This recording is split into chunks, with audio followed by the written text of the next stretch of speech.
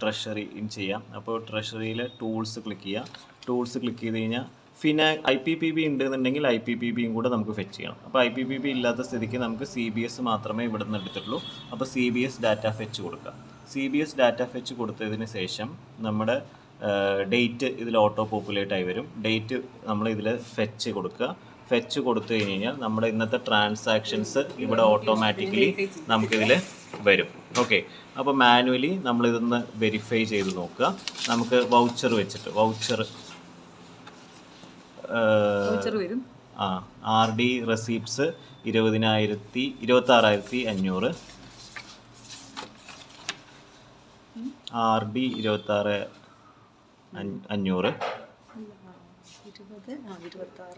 26,500. പിന്നെ SB payments 7,250, MPKB commission 800, അതിൻ്റെ TDS 16 രൂപ, അതിലൊന്നും ഇല്ല വരില്ല. Sukanya Samriddhi receipts 1000, RD default ഫീ 206, പിന്നെ ഒരു റെസീപ്റ്റ്സ് 984 കൂടെ ഇതിൽ കാണുന്നുണ്ട്.